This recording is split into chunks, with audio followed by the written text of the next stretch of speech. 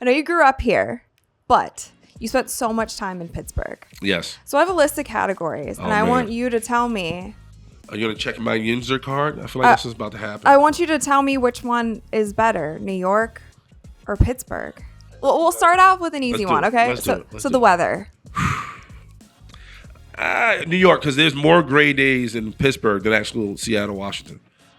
So that's a fact. Seriously? Yeah, it's gray a lot. What? It's very gray in Pittsburgh. So I'm going to say New York.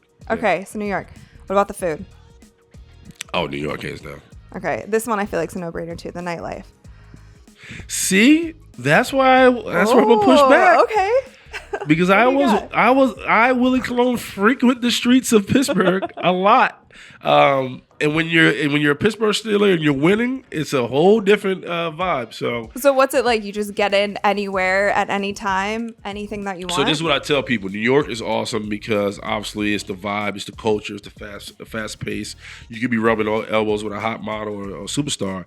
But the thing about Pittsburgh, which I loved and I hold dear to my heart, was that the city itself and the people itself protected the players. So, meaning if Willie Colon was walking out of an establishment now, and I was overserved, and I was stumbling down Carson Street, I would have fans come up to me like, "Hey, big fella, you okay? Let me get you home." Wow. Police officers would be like, "Hey, big fella, how are you getting home?" Yeah. And this was pre-social media, so you felt like it allowed you to be human. You wasn't always kind of under this big, you know what I mean? So, and it made you feel like you was a part of the community, because I would be, at, Penny's Diner or having a gyro, 2 o'clock in the morning, had him beat Cleveland Browns, slapping down some food, and I was doing it amongst family. People who's like, "Hey, good game, big fella. You want to finish this plate of fries?" Of course I do. I'm starving. And so it was fun, man. It was fun. And we were around people who always, the city never felt like they were out to get you. If anything, they were trying to protect you, and our payback to them was just by winning. Yeah. So Pittsburgh. Which you don't get in all cities. There At are all. some cities. I don't know if it's still like that in Pittsburgh. Okay. I think the times have changed, but I know for a fact how we used to party, they protected us. Yeah. And our way of paying them back was by winning. I will say, though, I'm from Akron, Ohio. Okay. And so Ohio sports fans are very so you get similar. It. Yeah, you get it. Yeah. Like even me, I'm a Cleveland Browns fan first, but was at the Super Bowl. Okay. And was going hard for the Bengals, like just because that was Ohio OHIO. represent. I have never been so invested in any sporting event, and I was like, why am I was like, but no, this is Ohio. Like they're doing it for 100%. Us, And that's how Pittsburgh is. Like once they call you theirs, you're theirs, and they're for you through and through. They're for you. All right, next up, the practice facility. See, it's changed. Pittsburgh was very bare bones, but in a very classy and professional way. The Jets is like, it's like top notch. Woody Johnson threw money. It's like our cafeteria to our weight room to it's Jets probably have one of the, and I've heard this from other guys who have come from other places, say Jets probably have one of the best facilities in the league. So which one would you pick though? Do you like that kind of rough around the edges, or do you like the new and improved? So I'm gonna go Pittsburgh. I do like the blue collar approach. We didn't have like a milkshake station like Jets. The Jets have like way too much going on. It's really, really nice. But the Pittsburgh was like, what you see is what you got. But it kept you humble. Cool. Yeah, it was cool. All right, coaching staff. Pittsburgh Steelers. Not even close. Easy money. Yeah. What about your teammates? Pittsburgh Steelers, hands down. There's something that's like, listen, winning is the ultimate deodorant, right? You cannot like half the team, but you're winning and you're okay with them. When you're losing and you're still dealing with guys you don't like in the locker room, or like how their approach to football or how they do their job, it can become hard. When I landed to the Jets in 2013, we were the second youngest team in the league, and they had lost so many key figures in that locker room that the team was really, the whole organization was a reset, and valid. There was ways they could have recovered, but they never did, and it was a lot. It was a lot, and I was new because I was this battle horse from the Pittsburgh Steelers. I played in multiple playoff games, been in 2 Super Bowls, went to AFC championships. I had all this going for me from a professional standpoint to step into a locker room where a lot of guys who you probably respected before you got there just seemed disconnected or maybe bitter because of the guys they had went through battle with for so long and no longer in the building.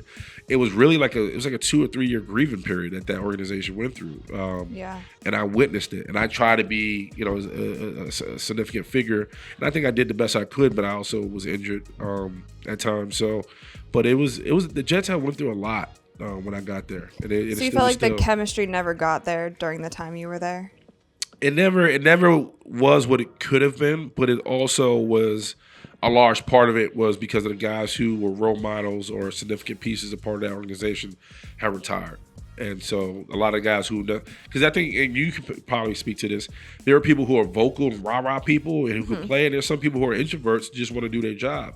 But when you're dealing with a young team and those guys who are vocal leaders or people who lead by example aren't there anymore, the guys who need that kind of guidance are left to kind of fend for themselves. And if you have bad habits and you create a bad culture, that kind of festers. So that's what it was.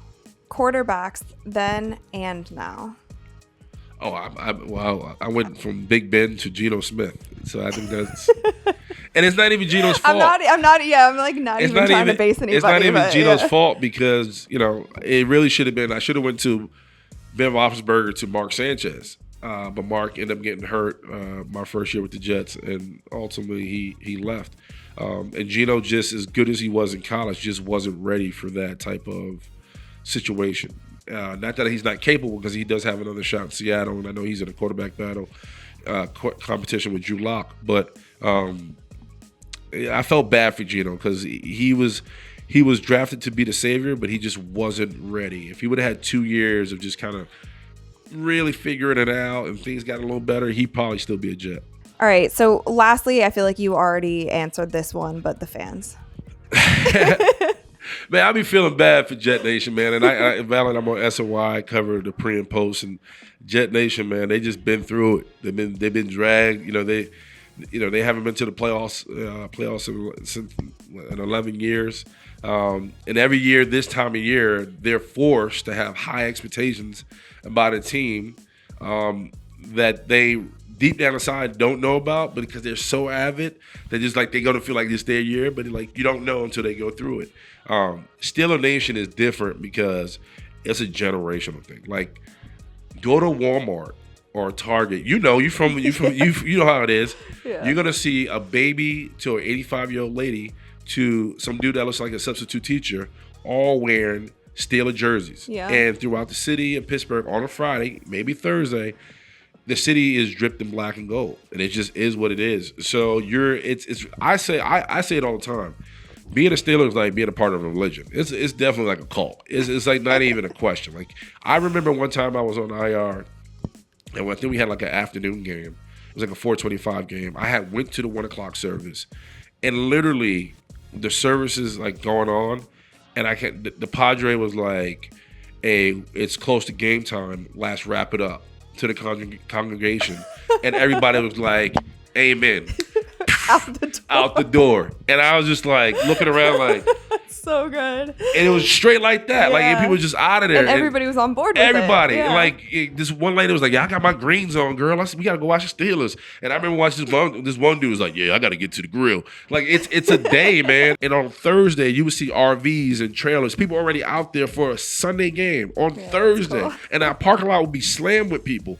And I'd be like, "Oh, is a concert coming to town?" I was like, "No." I remember one dude was like, "You are the concert." We drove from Kentucky. We gonna spend our weekends here. And so it was like the Beatles in Pittsburgh, but at all times. Even in Latrobe, like training camp, people on their time, their vacations, like, "Oh, we going to Latrobe to vacation for 3 days, watch Steelers, we're gonna get back in the RV and we're gonna go home." That's cool. That's people's vacation time. Yeah. So it's wild. So Pittsburgh, hands down. No, it's not even close. Not even close. But I love Jet Nation, man. They haven't had the taste of winning in their mouth for so long that they're dehydrated. They need to be hydrated with some love, man. What's up, guys? It's Rachel DeMita. Thank you so much for watching Courtside Club. Make sure that you like, rate, and subscribe to ESPN's YouTube channel and wherever you listen to your podcast. We have new episodes coming to you guys every single week, so stay tuned for that, and I'll see you soon.